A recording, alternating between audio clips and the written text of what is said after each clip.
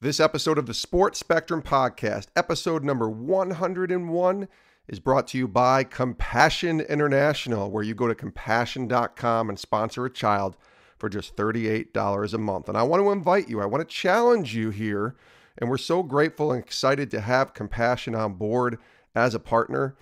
But your sponsorship, what this does when you sponsor a child for $38 a month, it provides education, it provides tutoring, medical care, food that they need, vocational training, and most importantly, the opportunity to know Jesus.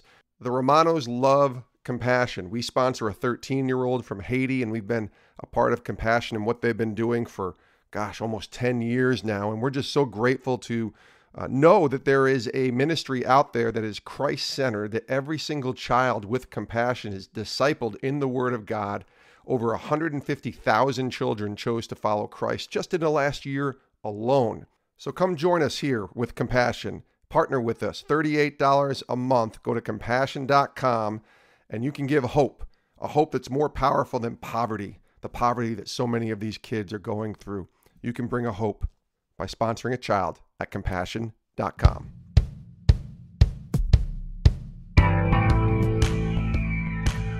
Today's guest on episode number 101 on the Sports Spectrum Podcast is John O'Korn, the former Michigan quarterback who played for 3 seasons at Michigan from 2015 to 2017. Prior to that, he was the Houston quarterback over in Houston at the University of Houston, 2013 and 2014. John recently just completed his career in college, finishing up with Michigan, and was a guy that kind of went back and forth from a starter to sitting behind a couple of guys. And if you watched on Amazon, they got this really amazing series called All or Nothing. And they just posted about a month ago the All or Nothing season of Michigan from 2017. And it's like a behind the scenes look at what is the winningest program in college football history. And it takes a deeper dive into the 2017 season. And John is featured quite a bit in it. I mean, he's a quarterback and was battling for a quarterback spot and playing time with Michigan in 2017. So he's a big part of that. And you see a behind-the-scenes look at not only the Michigan team, but of John, and not just what's on the field with John, but what's off the field as well, and how he cares and loves others, and certainly how he supports his teammates. And even when bad things were happening, you could see a guy in John who was disappointed, but was positive. And you also get a peek behind the curtain on a special relationship that John has with a young man named Larry, which I can't encourage you enough to watch All or Nothing on the Amazon Prime app and just check out just the relationship that John has with Larry. Very encouraging, very inspiring. And John loves the Lord. John is a Christian, loves Jesus. And on this episode of the podcast, we talked to John about preparing for the NFL. What does that look like? Draft experts are saying that he may not be drafted. It might be a free agency route. So what does that look like in preparing for the draft? He didn't have the greatest stats in college. So, he's not a guy on a lot of teams' first round or second round radar. So how does he prepare to prove the skeptics, the doubters wrong? And then we talk about his faith and how he got serious about his faith in college and how he incorporated that into his time at Michigan. And of course, I had to ask him about Coach Jim Harbaugh, one of the most unique people I've ever met. In my time at ESPN, I got to spend time with Coach Harbaugh, and I'll never forget the impact he made. Just a unique person. And so we talk about and hear some funny stories from John about Coach Harbaugh as well. So without further ado, let's get right to it. Here he is on episode number 101 of the Sports Spectrum Podcast, presented to you by Compassion International. Here is John O'Korn, the former Michigan quarterback. Take a listen. John, welcome to the program. Thanks for having me on, Jason. How you doing? I'm doing well, my friend. It's good to talk to you. And it's that time of year, preparation underway for the NFL draft coming up April 26th. It's on NFL Network and ESPN, of course. What has that preparation looked like for you? The season's been done for a while now, since very late in December, early January, and then kind of the preparation gets underway. Take us through that process for you.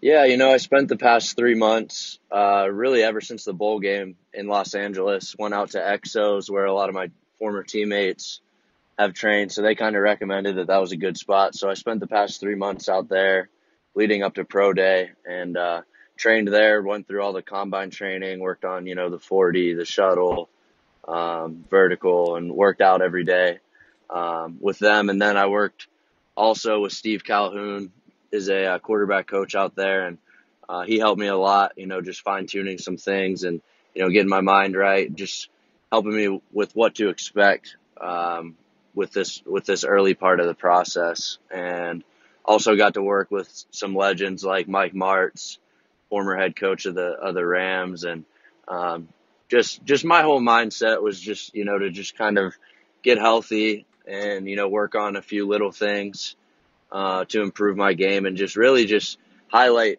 the things that I do best going into pro day. So I was just, out there preparing, and it was really good to, get away from Ann Arbor. I got to miss the whole winter, so that was great. And, That's good. it was a great time. I got some great people around me out in Los Angeles, and it was just really good, really refreshing. And I'm excited for the next part of the process. Take me through, before we get to the Michigan Pro Day, take me through sort of what a day looked like in LA for you, kind of what drills you're doing, kind of how the day runs, how structured it was, that type of thing. Yeah, so I was working out 6 days a week in Los Angeles, and basically what a day looked like is I would get up at about 5:30, drive to the facility. It's the same place that the Chargers play at the StubHub Center in Carson. So I had about a 25, 30-minute drive every morning from where I was staying. And I'd get to the facility, have treatment for a couple hours, do a little rolling out. And then from 8 to 10 every day, we would have a workout. That's all the combine training and weightlifting. Would have a little break, get lunch, get massages, get more treatment.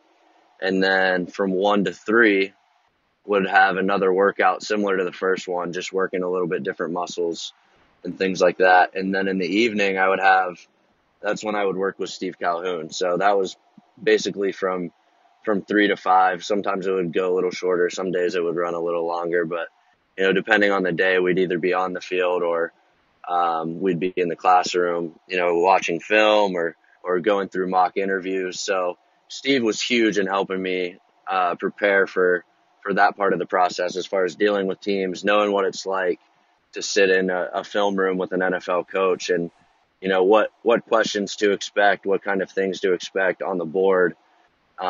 So really, it was all encompassing. Working out at EXO was really helpful. Felt like I got a lot out of it, everything that I wanted to get out of it. And on top of that, I was on a full nutrition plan, eating healthy. They helped us with our sleep patterns and all sorts of things. So really came out of those 3 months feeling like I'm in the best shape of my life, in a great place mentally and spiritually. So just really, really excited for what's next, and just excited to play football again. You get into that cycle of training every day, 6 days a week. And you start to miss the actual game a little bit, so I'm excited to just get back on the field and get into a camp and just play the game. Is it unlike anything that you went through, whether it was Houston or Michigan, what you just went through in the last couple months to prepare for the draft?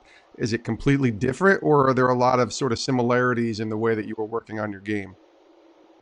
There's a lot of similarities. The one thing I would say is there's such a sense of urgency. You see so many guys, just clawing for that opportunity that's right in front of them. It's something that we've worked our entire lives for, and we've dreamt of since we were little kids. So we all see it. All the other guys that I was training with, we all see that opportunity right in front of us. And whether you're projected first round or undrafted, we were all clawing for that opportunity every single day. And so that sense of urgency, it was a little bit different. There was a little bit of like a selfishness in our training that, you're not really working towards like a team goal. You're not trying to develop a team camaraderie like you are in the college off season. But, you're really working as hard as you've ever worked, if not harder, because you see the opportunity right in front of you.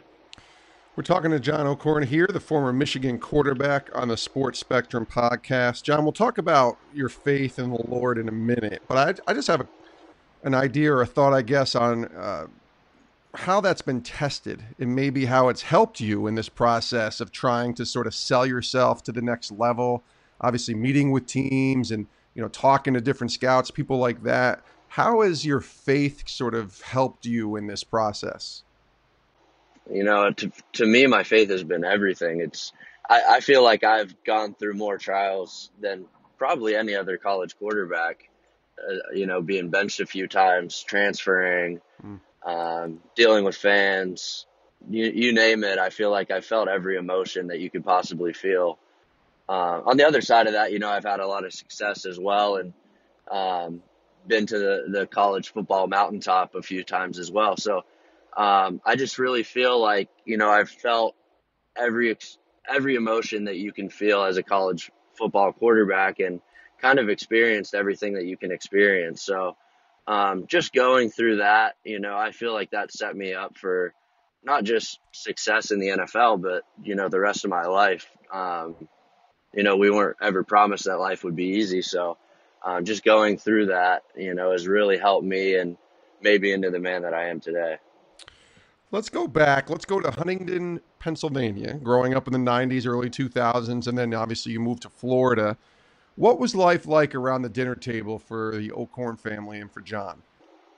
I grew up in a really close family. It's a small town, about 20 minutes from State College. So grew up going to Penn State games every weekend. My sister is a Penn State grad, and my mom is a waitress in town, and serves a lot of the Penn State football players. So I grew up close to the program, and I had an uncle that played on the '76 Pitt national championship team. So I actually grew up a Pitt fan Hmm. in State College. But my dad was a high school football coach, so I grew up as a water boy, as a ball boy. I just grew up around the game as long as I can remember. I can remember my dad teaching me the route tree out in the front yard, and um, just have always just had such a reverence and appreciation for the game since about the time I could walk. So very sports oriented family. I have an older brother and an older sister, and we were all involved in sports some way, somehow growing up. And, I was one of those kids that whatever season it was, that was my favorite sport. So didn't really know growing up that football was what I was going to pursue, but just have always loved the game, loved baseball as well growing up. And, I've played basketball and wrestled and done it all. So that was kind of life in central Pennsylvania growing up until I was about 16. So if I'm talking to 12-year-old John O'Korn right now, and I ask you, who's your sports hero? Who do you want to be when you grow up? Who's the guy that you want to emulate? Who is that guy? Who is the guy on the poster in the wall at your house?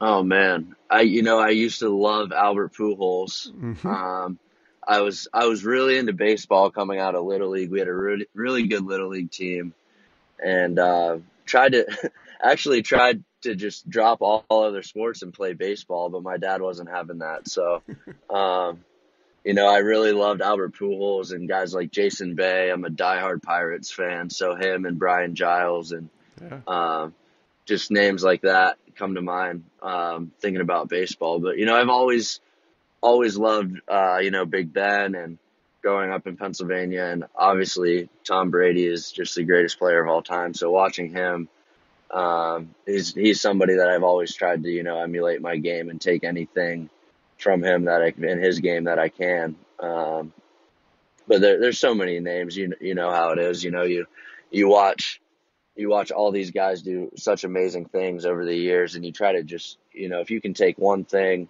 that they do exceptional and add it to your game, you can become this well-rounded player and well-rounded individual. Did you ever meet Tom? I'm assuming you have, playing with Michigan, but maybe I'm wrong on that. Did you ever get to meet Tom Brady?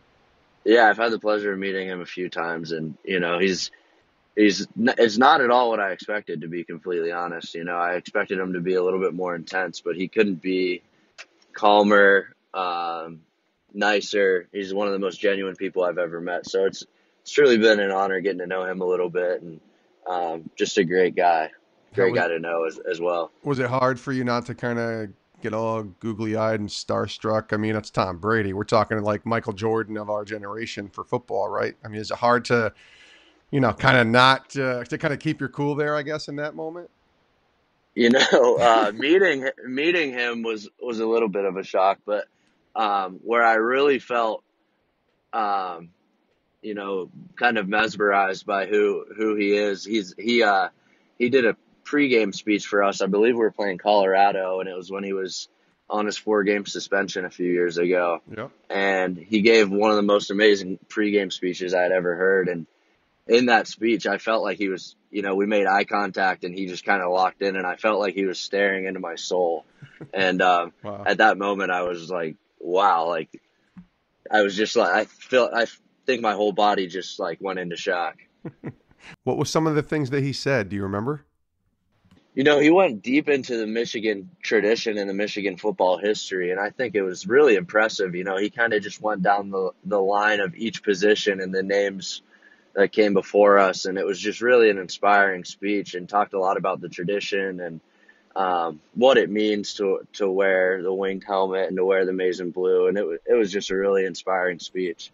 Former Michigan quarterback John O'Korn joins us here on the Sports Spectrum podcast, presented to you by Compassion International. Go to compassion.com, where you can sponsor a child for just $38 a month. We're excited to be partnering with this ministry that's affecting over 150,000 children just in the past year to know the love of Jesus Christ and to be taken out of poverty and to give them a hope, to give them a future, to give them access to school and medical care and food, vocational training, and the opportunity to know Jesus Christ. Go to compassion.com to sponsor a child today. Let's talk about your faith. I know we talked a little bit off air beforehand about it, but let's talk about what faith looked like for you when you were younger, and then when that kind of got more serious for you going towards your teen years into your 20s, into college. When I was growing up, we went to Presbyterian church every Sunday, and we're really involved in the church. Both my parents, served in the church. So from the time I can remember, I was always involved in our home church in Huntingdon, the Presbyterian church. But as I got to get into sports and I got into middle school and high school, church just kind of became less and less of a priority for me and for our family. As I grew up and went into middle school and high school and started to get serious about my athletic career. So, it was really challenging. I've always been a believer, but I didn't really have that relationship with Jesus, and I didn't really know who he truly was. So I struggled a lot with, as a middle school, young high school kid, with just, the trials of being an athlete and, living in a small town. And it really wasn't until I got to University of Houston that, I really got serious about my faith, and, Jesus just kind of came into my life and revealed himself to me in such a fresh new way, that really just changed my life. So, ever since then, my life has been completely different. I just have experienced so much more joy and purpose, since really the first week I was at Houston is when I really gave myself to God and just said, this is your life. Just do as you please, have your will in my life. And that was really a defining moment, a few defining years in my life. Where were you? Were you at like an FCA meeting or something, or where were you that this kind of thing happened that you were just like, yeah, I got to get more serious about this? I was kind of always longing for it. And, after going through high school and really reaching the pinnacle of high school football, especially in Florida, I was first team All-State. We won the state championship my senior year. I had 30 some odd offers coming out of high school. So really I experienced all this success in high school and really achieved pretty much everything that I wanted to, and just really reached this point. I feel like my testimony is so much different than a lot of my peers, and a lot of my friends, because I feel like a common thread, a common story is, that people will get to this place where they're at their lowest and they realize that they need God. For me, it's the complete opposite. I was just at such a high point in my life and still so empty that I just came to this realization that there has to be more. And I really didn't know what that more was for about 6 months until I got to Houston. Another quarterback by the name of David Pyland. He is actually a senior, a guy that I was competing with as a true freshman for the starting job. He invited me to church, and we went to church, and I don't remember what the message was. I don't remember who spoke, but I just remember feeling, this overwhelming sense of God, this overwhelming sense of the Holy Spirit for the first time in my life, and just completely flipped my life upside down. How hard is it as an elite athlete? You're the state champion in high school and you said this new sort of rededication of faith happened when you were at Houston as a freshman. But talk about identity and being a high school athlete. We get a lot of young athletes that listen to this podcast, a lot of families, a lot of dads with their kids listening to these interviews. Talk about the struggle, and if you could talk to these high school kids, what you would say about identity and getting so wrapped up in sports and where faith kind of should be falling into that. Yeah, I mean, I think that's something that I still deal with on a daily basis. But for me, what I would say is you have to establish who you are and who you want to be. And you have to, I can remember since I was maybe 10 years old, it was really profound, and I didn't even realize it at the time. But I can always remember, telling my parents that I didn't want to just be John the football player. I wanted to be just John the person. And really didn't realize how profound that was until a few years ago. But for me, I'm somebody that I'd never really, as much as I love football and as much as I just love to compete, I never wanted that to be my entire identity. I wanted to just be John the person and get to know people on a deeper level. So I think it starts with knowing who you are and knowing who God says you are. And you're so much more than your performance on the field or, who people try to paint you out to be. So I think your identity starts with you and just starts with knowing who God says you are. And then you just go from there. And, you live every single day knowing that and really taking that to heart, no matter what anybody else tries to tell you are or anything like that. You just really stick to what God says and just know that to be true. Is that hard for you? Was that hard for you at Michigan, I guess? Because the scrutiny, just being a Michigan quarterback is enough scrutiny, playing in front of 100,000 people in the big house and all that. And you got the fans that are crazy, and you win and you're the best, you're the greatest thing ever, and you lose and it's terrible. And then you come and you're trying to impress scouts now. You're trying to get people, you're trying to be John the person, but you're also John the football player, and you're trying to impress. Is that hard? Is that balance difficult? I think it comes so naturally for me because football is what I love and it's my passion. And I really feel like it's my purpose, at least for the first half of my life. So yeah, I mean, it's challenging at times for me. I got to a point, really, it was whenever I was at Houston and I was the freshman of the year in the conference and I was a freshman All-American, and things started to go downhill my sophomore year. And I just really reached this place in life where I was kind of forced to stop reading all the headlines and reading tweets and Instagram comments and you name it. Yeah. I got to a place where before I would read everything because it was all so positive. Everybody was telling me how great I was.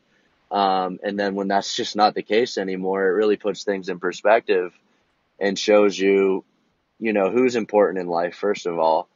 And also, I just felt like God revealed to me, that the opinions that matter are first of all his, and second of all, the people that actually know you and are part of your life, which is your family, your friends, your coaches, your peers who really truly know you, and people that you have class with, people that you deal with on a daily basis. So I got to a point where I was kind of forced to stop reading into all the headlines and the hype, and really reached a place in life that I realized that it's so much healthier not to read into it, whether it's great or whether it's bad. Either way, it's better to just live your life every single day knowing what God says about you and what your friends and family say about you, and just living your life based off of that.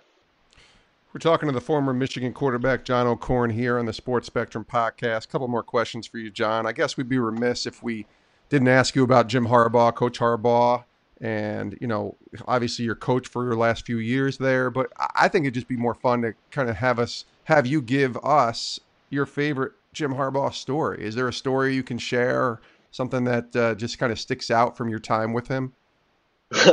I mean, so many come to mind. He's such an interesting character and just a Yes. lot of fun to be around. It's something different every day. I think, you see so many things in the media, but I guess I'll share the first story that my first really interaction with him once I got to Michigan. And, I think it highlights a few things about him. I think it highlights his competitive nature, just how unique he is as a coach, and just his overall joy and passion for the game. So really, I think it was my first week at Michigan, and it was in the summer. Jake Rudock and I had just transferred in, and I was redshirting that year. Jake was competing with Wilton Spate and Shane Morris for the starting job. And, we were in the summer, so we weren't allowed to use a football or anything, but I think we were allowed a few hours each week with our coaches. So we go out into the indoor, and keep in mind we have no footballs or anything. And it's just coach and the quarterbacks. There's about 6 or 7 of us. And we go out onto the field, and we start going through all of our drops, and, he's demonstrating what he wants things to look like on each drop and, with each play action, and he's taking us through drills. But really what it turns into, and keep in mind, he's wearing his full uniform that he wears every day with his Block M sweatshirt, the crew neck sweatshirt, his khaki pants, and his cleats, and his whistle around his neck with the Sharpie attached. And really what it turns into is a workout for Coach Harbaugh. He ends up taking more reps than all of us combined, and he's going full speed. And, he looks great, honestly. He really looks like he could still go out and play a game or two. So, it turns into a Jim Harbaugh workout, and we all end up basically being spectators. And, it was really just reflecting on it, a few days later, it was really kind of humorous, just thinking about that we had no footballs, and we were out there just going through all of our drops full speed, and we end up just kind of watching him, go through a full workout. It was almost like a pro day for him. I've spent time with Coach Harbaugh. This is when he was I think he was when he was leaving to go to the NFL. So this is before he was at the 49ers. And I spent some time with them, and I think I spent some time at ESPN. I used to work there, walking him around, and I just remember him just being wired a little differently. It's like he's such a unique guy, such an inquisitive guy. Have you ever been around somebody like him? I mean, I in my 6 hours I spent with him, I still tell people I've never been around somebody quite like Jim Harbaugh. You were around him for 2 years. You ever been around anybody like him before? Never in my life. Yeah. Never in my life. He's so unique, and I think that's what makes him great, because he's so innovative, and he just thinks so much differently than everybody else, and he's always pushing the envelope and, trying to find new ways and new things. I think so many things that he does stem from, he has this passion for doing things that nobody's ever done before, whether it's a play that we're trying to install or it's something in recruiting.